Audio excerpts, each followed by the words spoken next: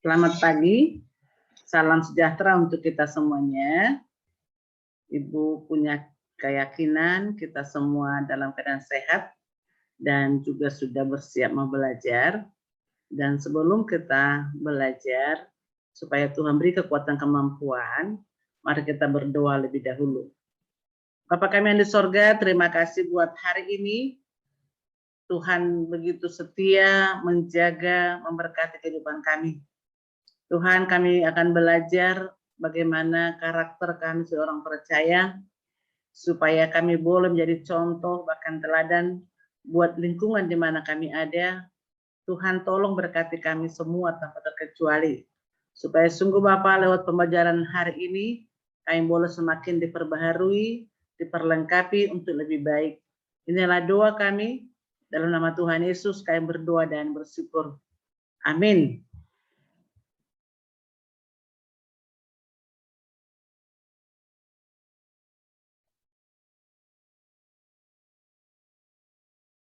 Kita masih tetap belajar dari bab 4. Ini adalah lanjutan dari pembelajaran minggu yang lewat.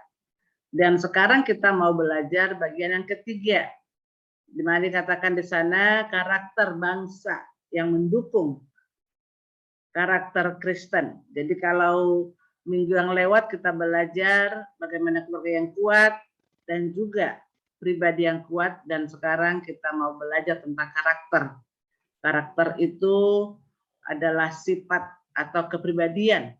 Jadi kita setiap orang punya aspek pribadi atau karakter yang berbeda satu dengan yang lain, tetapi sebagai orang percaya, orang Kristen, kita diminta supaya kita punya pribadi yang kuat dan juga harus mempunyai aspek yang berkaitan dengan karakter bangsa.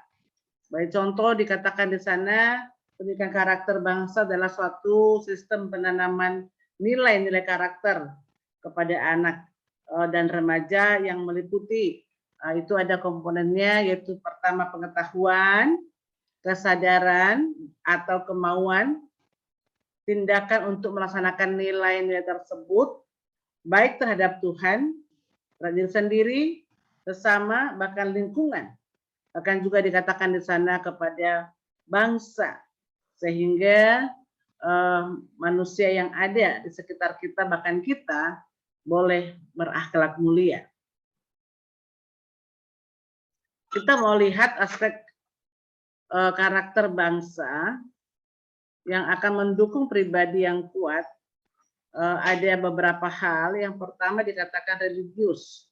Jadi religius itu adalah sikap yang patuh dalam melaksanakan ajaran agama yang dianutnya dan hidup rukun dengan pemeluk agama lain. Jadi dia dikatakan di sana religius itu ada sikap taat kepada agamanya atau ibadahnya, bahkan menghargai orang-orang lain. Bahkan yang kedua, jujur.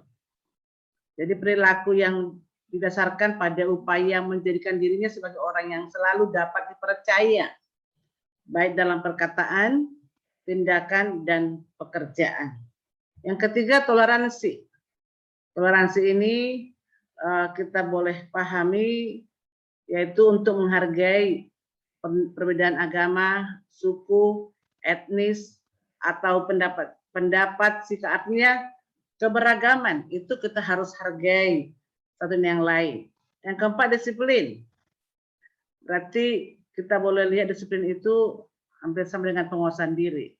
Jadi penguasaan diri itu ada dalam buah roh. Jadi bagaimana kita boleh lihat karakter Kristen itu boleh mendukung pribadi yang kuat. Dan yang kelima, kerja keras.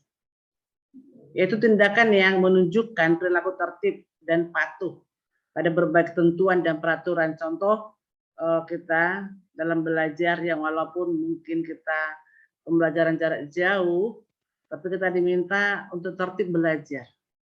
Waktu belajar ya belajar. Dan kita patuh kepada berbagai aturan. Kita disuruh mungkin mendengar video kita dengar, mengerjakan tugas kita kerjakan, itu kita kerja keras supaya apa? Mencapai cita-cita. Yang keenam dikatakan kreatif. Kreatif itu dikatakan berpikir dan melakukan sesuatu untuk menghasilkan cara atau hasil baru. Jadi kreatif, apa yang bisa, contoh dalam kita belajar sekarang jarak jauh, kita harus kreatif. Bagaimana kita boleh menggali ilmu dari berbagai, dikatakan di sana itu berbagai sumber, supaya apa? Supaya pengetahuan kita makin banyak. Jadi jangan hanya buku paketnya. Jadi pergunakanlah teknologi yang ada sama kamu untuk menambah pengetahuanmu, itu dimaksud kreatif. Dan juga mandiri. Artinya sana itu boleh bertanggung jawab kepada diri sendiri dalam arti menyelesaikan tugas-tugasnya. Jangan nanti tinggal di-copy dari temannya, tapi kerjakan sendiri, namanya mandiri. Bahkan dikatakan di sana yang ke-8 demokratis.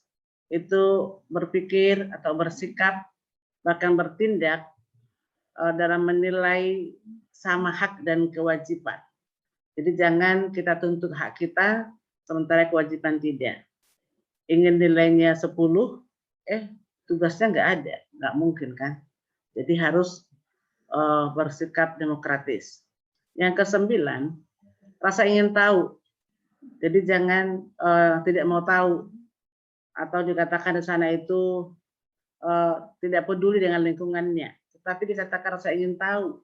Jadi ini adalah sikap atau tindakan yang selalu berupaya untuk mengetahui lebih mendalam dan meluas sesuatu yang dipelajarinya. Jadi kalau kita belajar bagaimana keluarga yang kuat, supaya menghasilkan pribadi yang kuat, kira-kira bagaimana caranya supaya menjadi kuat. Jadi dia harus ada keinginan tahuannya, dibaca Alkitab itu, dibaca bukunya itu, dan banyak berdoa. Supaya apa? Supaya semakin banyak tahu tentang pembelajaran. Dan yang ke-10 dikatakan semangat kebangsaan. Jadi harus ada semangat kebangsaan.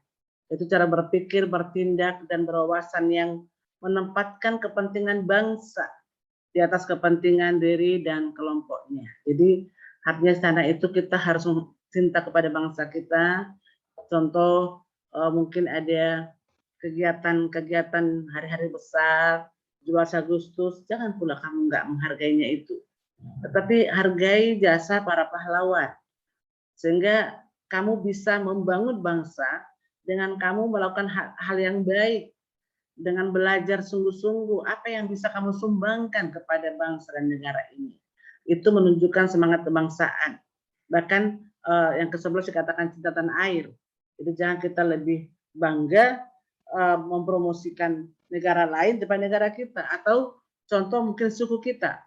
Banyak orang mungkin dia merasa malu suku Batak, sehingga dia pengen suku orang lain. Itu kurang bagus. Jadi cinta tanah air. Cintailah bangsa kita, tanah air kita Indonesia. Sehingga dikatakan kita bersikap, berpikir, dan berbuat menunjukkan rasa kesetiaan, kepedulian, dan penghargaan yang tinggi terhadap bahasa. Bahkan dikatakan sana sosial, budaya, ekonomi, dan politik bangsa. Jadi kalau misalnya ada pesta demokrasi, kalau ada waktunya sesuai dengan umur kita ikut sebagai peserta pemilih, ya lakukan. Jangan nggak usah ikutlah, sehingga nggak mau tahu. Itu bukan cinta tanah air. Yang ke-12 dikatakan menghargai prestasi. Jadi ini adalah merupakan sikap yang mendorong untuk menghasilkan sesuatu dan yang berguna bagi masyarakat. Bahkan juga boleh menghargai, menghormati keberhasilan orang lain. Jangan nanti kalau kawannya berhasil, cari-cari kelemahannya. Tetapi kalau kawannya susah, dia senang. Sehingga ada istilah SMS ya, senang melihat orang susah, susah melihat orang senang. Nah, jadi itu dihilangkan. Jadi kita harus menghargai prestasinya. Mungkin orang yang sekitar kita punya kelebihan, punya keberhasilan, ya kita syukur, ya kita juga ikut hargai. Mungkin kita kasih selamat gitu loh. Contoh mungkin olahraga, ada teman kita yang memenangkan pertandingan, kita kan kasih support juga, bilang selamat lah, terus tingkatkan prestasimu. Jangan merasa kita selalu bersaing sehingga kita berusaha menjelekkan supaya orang menghargai, itu salah. Dan yang ke-13 dikatakan di sana bersahabat. Kita lihat banyak aspek karakter bangsa ini, ya kan? Bersahabat, bahkan komunikatif. Artinya sana itu tindakan yang mampu menjalin relasi positif dengan orang lain sebagai saudara dan sahabatnya. Bagaimana kita boleh menghargai orang lain, itu juga sangat firman Tuhan. Firman Tuhan katakan dalam Matius 7:12, apa yang kamu inginkan orang lain perbuat kepadamu, perbuatlah demikian. Jadi kalau kita ingin dihargai, belajar menghargai. Artinya kita berpikir yang positif, jangan negatif. Jangan nanti kalau misalnya kita lihat dia bagus, kita cari kelemahannya, kita jelekkan. Itu kurang bagus. Jadi kita harus bersahabat. Kita harus komunikatif. Hanya kita boleh bergaul ke semua orang. Itu juga tugas gereja. Bagaimana kita sebagai gereja, kita harus bisa bersaksi kepada setiap orang. Dan yang ke-14 dikatakan cinta damai. Sehingga dikatakan dalam Matius 5:9, ya kan? Nanti baca nak ya. Dikata berbahagialah orang bawa damai, karena mereka disebut anak-anak Allah. Jadi kita sebagai anak Allah harus cinta damai. Jangan pula cinta pertengkaran. Jangan cinta permusuhan, tapi cintalah perdamaian. Sehingga dikatakan itu sikap suka damai. Bagaimana supaya damai? Sehingga kalau kita boleh juga nanti anak ibu baca Mazmur 123 dikatakan alangkah indahnya bila saudara duduk bersama. Hidup rukun. Tuhan berkata indah, bahkan Tuhan senang, bahkan Tuhan akan mencurahkan berkat-Nya. Jadi kita mau bagaimana kita sebagai anak Tuhan membawa damai. Jangan nanti dibilang orang kan, kalau si Anu itu kan ada ya ributan, pertengkar segala macam. Berarti kita nggak membawa damai. Kalau dibilang orang, oh kalau si Anu itu kan ada di suatu tempat berkumpul dengan kawannya, oh bisa berdamai loh. Yang tadinya ada permasalahan bisa didamaikannya. Nah, itu pembawa damai. Jadi kita harus ada teladani karakter bangsa itu dalam diri kita, itu cinta damai. Dan yang ke-15 dikatakan adalah gemar membaca. Jadi bagaimana supaya kita mempunyai kerinduan belajar sehingga ada literasi gitu ya. Jadi waktu tatap muka itu kan ada dulu 15 menit membaca buku dulu baru belajar. Nah, jadi kenapa? Karena sekarang udah banyak orang malas membaca. Sehingga kita boleh belajar, mungkin adanya bukunya, ada soal, nggak mau dibaca bukunya, langsung buka Google, langsung jawaban mana yang nggak mau lagi, malas membaca. Sehingga apa? Sehingga tidak banyak wawasannya, tidak banyak pengetahuannya. Kenapa? Karena malas membaca. Sehingga dikatakan gemar membaca. Jadi kebiasaan menjadikan waktu untuk membaca berbagai bacaan yang memberikan kebajikan, yang memberi inspirasi kepada kita. Jadi kalau kita bacakan ada pengetahuannya, ada ilmunya yang kita dapat. Yang ke-16 dikatakan peduli lingkungan. Jadi bagaimana kita boleh peduli lingkungan, mencintai lingkungan, berupaya mencegah kerusakan pada lingkungan alam sekitar kita. Nah, bagaimana kita mungkin dikatakan jangan asal tebang pohon gitu ya. Nanti bisa polusi gitu ya. Dan bagaimana kita juga peduli lingkungan itu ada kegiatan-kegiatan kita ikut, mungkin gotong royong atau yang lain gitu ya. Sehingga hampir katakan sana itu ke-17 peduli sosial. Jadi kita harus ada rasa sosial, ada rasa iba, ada rasa empati atau simpati. Sehingga dikatakan sana itu kita ingin atau kita membuat tindakan membantu orang yang butuhkan. Jadi kita boleh lihat juga itu dalam firman Tuhan bagaimana kata orang Samaria yang baik hati. Ketika dia melihat orang yang disambung itu, yang dirampok itu, dia iba hatinya. Dia berbelas kasihan. Sehingga dia turun dari kudanya. Dia tolong yang kena rampok itu, yang kena sambung itu. Bahkan dia bawa ke rumah penginapan atau ke rumah sakit sekarang ini. Nah, itu kita lihat dia membantu orang yang membutuhkan. Nah, bagaimana kita juga bisa membantu orang yang membutuhkan. Jangan segala suatu pekerjaan diperlukan uang. Kalau kita bantu orang, kita pikir, oh aku kok nggak dikasih. Jadi jangan kita perhitungkan dengan itu, tapi Tuhan menginginkan kita untuk ringan tangan. Dalam arti ringan tangan bukan memukul orang ya. Ringan tangan itu untuk apa? Untuk membantu orang-orang yang membutuhkan. Dan yang ke-18 dikatakan di sana, yang walaupun yang terakhir tidak kalah penting, dikatakan tanggung jawab. Jadi bagaimana dikatakan bertanggung jawab, dalam arti tanggung jawab ini berani berbuat dan bertanggung jawab. Artinya sana itu jangan ada istilah lempar batu sembunyi tangan. Tetapi kalau berani kita melakukan sesuatu itu, kita harus tanggung jawab. Sehingga dikatakan sana itu suatu perilaku seseorang untuk melaksanakan tugas dan kewajibannya yang seharusnya dia lakukan terhadap diri sendiri, masyarakat, lingkungan, bahkan juga negara dan Tuhan. Jadi kalau kita bilang aku orang Kristen, ya tanggung jawab seorang Kristen apa? Apa arti Kristen? Kristen pengikut Tuhan Yesus. Ya tanggung jawab, kita buktikan. Aku sebagai pengikut Tuhan, aku lakukan apa kata Tuhan. Sehingga bisa menjadi tadi keluarga yang kuat, melahirkan pribadi yang kuat. Sehingga kita sebagai pribadi yang kuat itu boleh mendukung pelaksanaan bagaimana karakter bangsa itu. Dalam kita ada, sehingga kita boleh menjadi contoh kepada orang lain. Sehingga tadi katakan berbahagialah orang bawa damai, karena mereka disebut anak-anak Allah. Jadi kita sebagai anak Allah, belajarlah untuk melakukan karakter bangsa itu. Jadi kita mau lihat apa kata Alkitab tentang itu ya. Kita mau lihat dalam Matius 7 ayat 24 sampai 27. Dikatakan di sana bagaimana Yesus biasa dari rumah ke rumah, dari desa ke desa, bahkan sampai ke kota. Dia memberitakan firman Tuhan. Dan dia kasih perumpamaan. Bagaimana dikatakan di sana orang membangun rumah. Apakah dikatakan di sana itu terbuat dari batu atau dikatakan di sana itu perkemahannya di atas pasir. Sehingga kita boleh perhatikan di sana apa yang terjadi ketika datang banjir. Ketika datang dikatakan musim kering. Jadi kita boleh perhatikan di sana bagaimana Yesus menjelaskan kalau rumah-rumah atau pondok-pondok di atas pasir itu ya gampang rusak. Tetapi kalau di atas batu dia akan kuat. Nah, jadi kita boleh belajar di sana kalau kita sebagai keluarga kita pundasi ke Tuhan Yesus, kita bangun dalam Tuhan Yesus. Datang tantangan, datang masalah, kita kuat bukan karena hebat tapi karena Tuhan.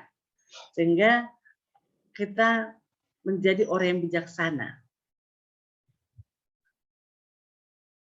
Sehingga dikatakan di sana dari ayat itu kita boleh lihat dikatakan sana itu pembangun yang bijaksana.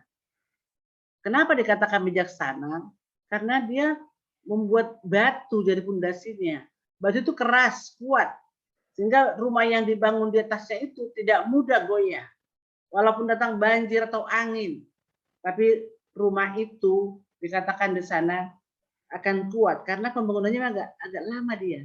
Namanya gali pondasi, gali dulu, makan waktu yang lama, buat batu, pasti lama.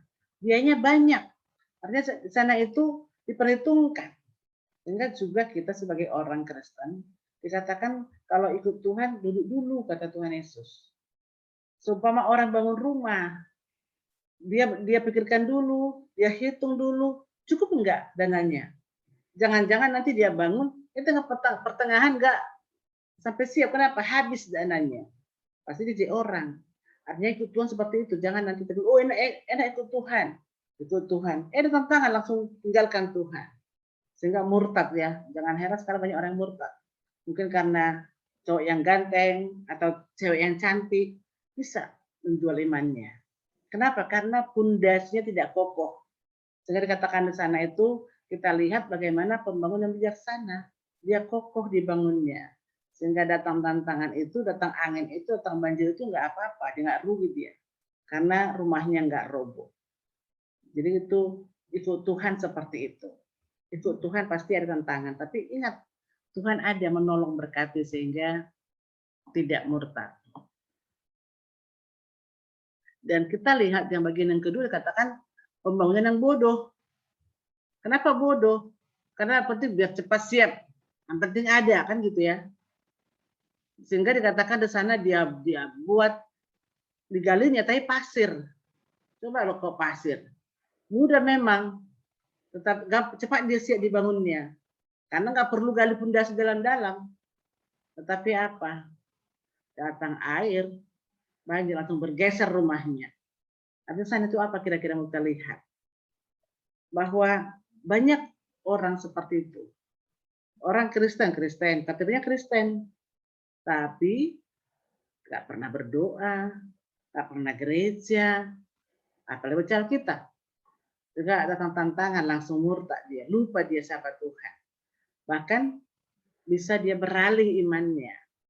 Karena apa? Karena pekerjaan, mungkin karena kekayaan, banyak hal membuat dia.